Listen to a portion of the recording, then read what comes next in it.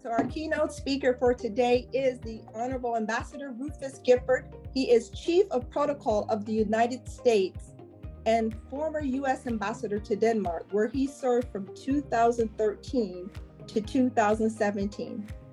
During his tenure, Ambassador Gifford led several efforts to address the effects of climate change, build international coalitions, and invest in clean energy, just to name a few. As a result of his meritorious service, Ambassador Gifford was awarded the Grand Cross of the Order of Dannebrog by Her Majesty Queen Margrethe II of Denmark.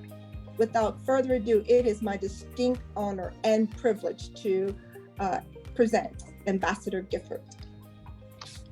Thank you, LaDonna. Can you see and hear me, I hope? Oh, yes, sir. We see you fine. Thank you. Good. Well, I'm coming at you from the State Department in Washington today. So it's wonderful to be with all of you, and thank you so much for including me. And I'm thrilled to be participating in this World Protocol Matters 2022 virtual conference. So thank you so much for including me here. I know that the conference started as an idea from the organizers who were looking for ways to connect with other professionals and colleagues during the initial stages of this pandemic. And here we are 2 years later, and still, I think, obviously, we're not fully out of the pandemic yet, but also seeing these kind of conferences as a real tool to share stories, share experiences across borders, across the globe, right? Which is really the work of protocol generally. But I also know this is about, I think, sharing stories about how protocol, the different aspects of protocol, the different tenets of protocol. So it's the way I always like to say it is that we create the environment in which diplomacy can thrive. And how do we do that? It's through professionalism, it's through details, but it's also just through the basic tenets, sort of basic humanity, civility, kindness, diplomacy. Two words that I lean into with everything we do here are dignity and respect. And I think, frankly, we can't. We always have to be leading with those tenets. We always have to be putting concepts like civility, kindness, dignity, respect forward. It starts and ends with that. And I know when President Biden asked me to take this job, it was incredibly important for him to try to create this, as I say, create the environment in which diplomacy can thrive. That's real, and that is all about the human. That is all about the human connection. And honestly, I think this work has been harder during the pandemic, because as much as it's wonderful to see your faces on Zoom today, it would obviously be better to be in person. And the work of diplomacy is, in so many ways, I think, an in-person game most effectively done.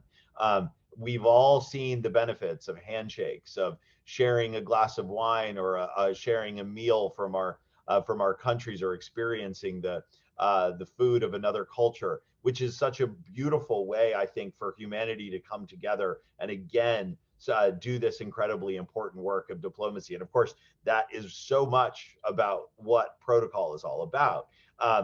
Looking at the impressive list of speakers at this conference, I assure to provide perspectives on the practice of protocol, not just in government, but also in military, sports, academia. I think so often people think about protocol and they think about government, they think about heads of state and government, and that's real, and the military, of course, as well, and that's real.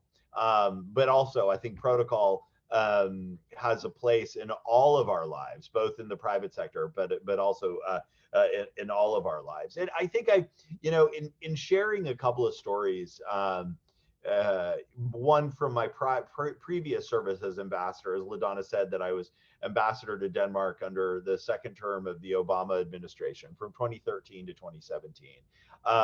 And one of the most important, the work of protocol, which you didn't even necessarily know it was the work of protocol at the time. But the ability to bring people together, to convene a group of people over a dinner table around an idea of some sort, and create a beautiful environment, whether that's at a home or a restaurant, to have a degree of uh, have a degree of detail and structure to this event, but also have it feel warm, have it feel open, to facilitate discussion, to be able to do that. That is really where the magic of diplomacy lies. And that's what I loved. And we saw that firsthand. You saw over the course of a dinner, over the course of a meal, um, walls be broken down, conversation become richer.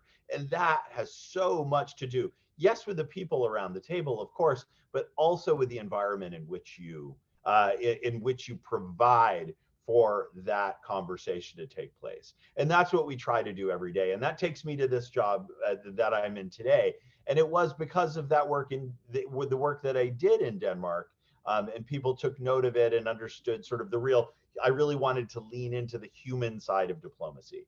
And we did a lot of sort of unique sorts of things, which was so much grounded in the work of protocol that I wanted to bring to this job. And right now, we are at a critically important time in world history. There are crises around the globe.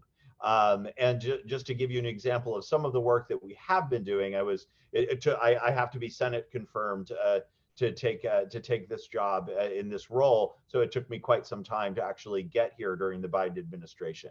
But the work to bring allies together, say, as it relates to the crisis in Ukraine, as we have, the president and I and the administration went to Brussels and to Poland in March, and where you saw protocol on full display in both stops, because we were speaking at an EU meeting, and then we were participating at a NATO meeting and a G7 meeting.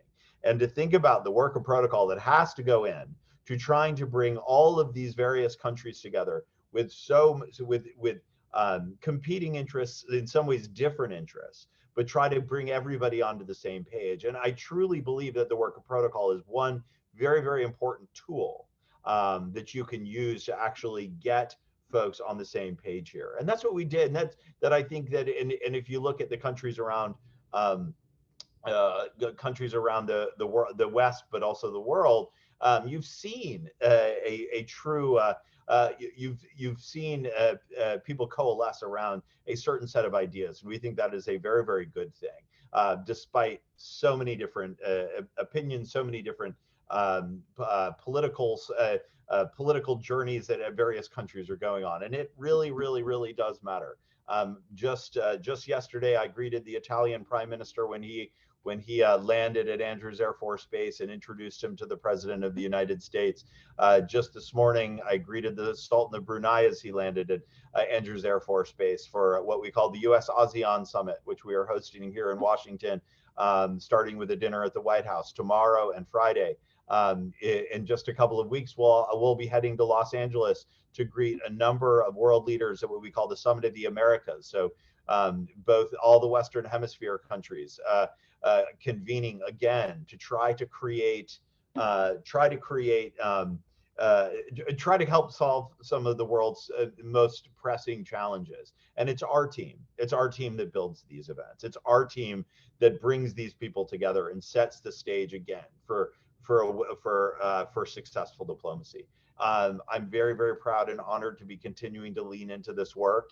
I'm still quite new in this job, but I learn every day, and I am actually truly, all of you are probably more adept protocol professionals than I am, even though I have the title. And truly, I am very honored to learn from the remarkable women and men who I am serving alongside in the protocol office here at the United States Department of State.